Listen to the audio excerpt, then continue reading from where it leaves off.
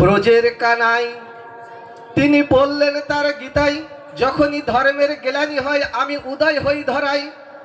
রাধা কৃষ্ণের মিলিত তনু দুই অঙ্গ এক অঙ্গ ধরি উদয় হলেন নদিয়ায়।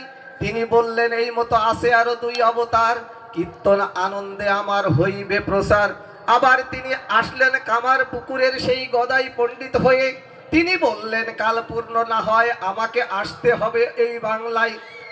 এই পদ্মার তীরে হিমায়তপুরে ছোট্ট একটি গ্রাম হিমায়তপুর, যার নাম 1295 সালের 30 ভাদ্র শরৎকালে এসেছিলেন আমার জীবন রথের সারথি। শতকোটি প্রণতি জ্ঞাপন করি আজকের এই মধুবাসরের সম্মানিত সভাপ্রহিত উপস্থিত আছেন আমাদের কেন্দ্রীয় আশ্রম হিমায়তপুরের বিভিন্ন কর্মকর্তা বৃন্দ, ঠাকুরের পুত পাঞ্জাধারী সহব্রতের ঋত্বিক বৃন্দ, অধৈর্য যাজক উদ্গাতা বৃন্দ, অমৃত পথযাত্রী দাদা ও মায়েরা, ছোট্ট সোনামণিরা, সবাইকে আমার আনন্দিত জয় গুরু। আমার যা আছে বিশ্ব ব্রহ্মাণ্ডে তা আছে আমার দেহ ভাণ্ডে। এই দেহেতে আছে 18টি স্তর। আজকে যে গ্রাম যে স্থানে আমরা এই অনুষ্ঠানটি করছি, এই মহতি যজ্ঞের আয়োজন করা হয়েছে, এই গ্রামের নাম 18 খাদা। তাহলে আমি মনে মনে করছি আমার দেহের ভিতরে সেই 18টি স্তর আছে। এই জায়গাটা এত একটি সুন্দর জায়গা। বারবার গীতার কথা বলা হচ্ছে, গীতায় আছে 18টি স্তর। আমি এসে সত্যি মুগ্ধ হলাম।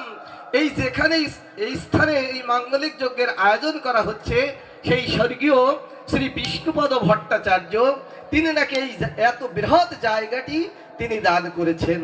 তিনি আগে আরো কয়েক জায়গায় নাকি দান করেছিলেন, কিন্তু তিনি দেখলেন একমাত্র সৎসঙ্গীরাই কিছু না কিছু করে।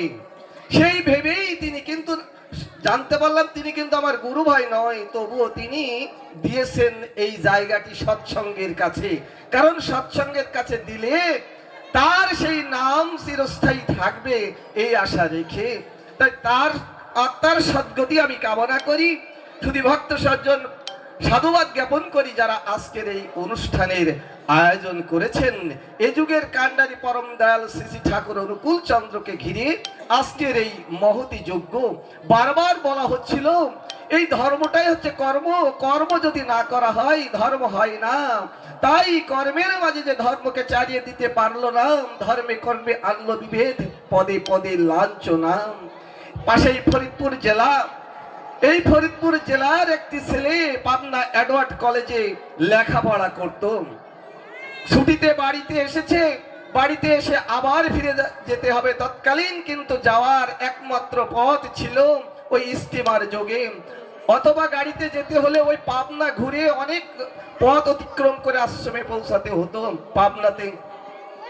তাই সে ভাবছে ছুটি তো শেষ, কালকেই কলেজ খুলবে, কি করবে? তিনি তাড়াতাড়ি স্টিমারে টিকিট কেটেছে। যখন টিকিট কেটেছে ভাবছে আমাকে তো যখন পৌঁছাবো তখন তো অনেক রাত্রি।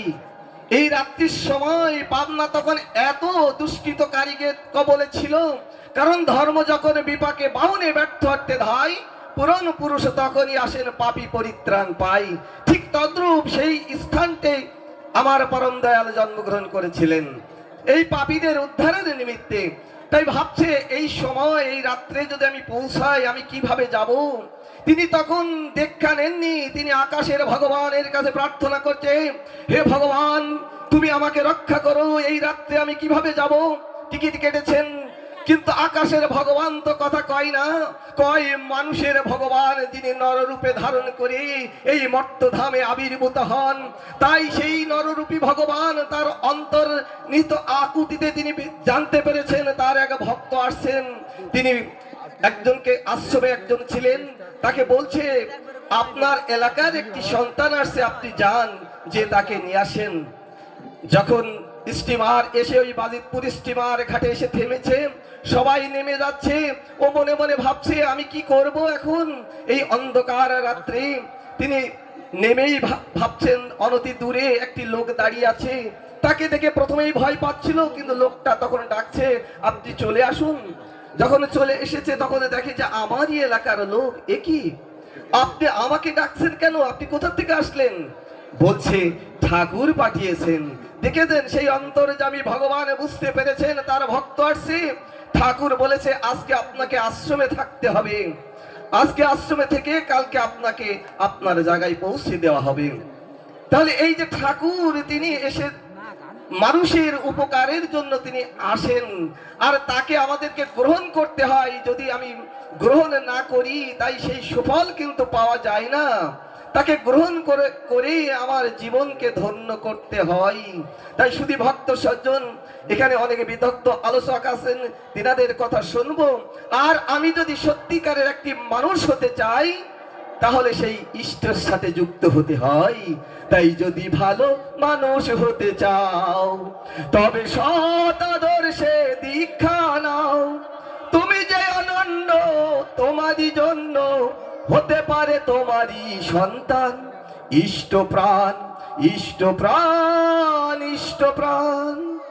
সবাই ভালো থাকেন, সুস্থ থাকেন। আপনার সন্তানটিকে আজই ইষ্টের সাথে যুক্ত করে দেন যদি ভালো থাকতে চান। জয় গুরু, বন্দে পুরুষোত্তম।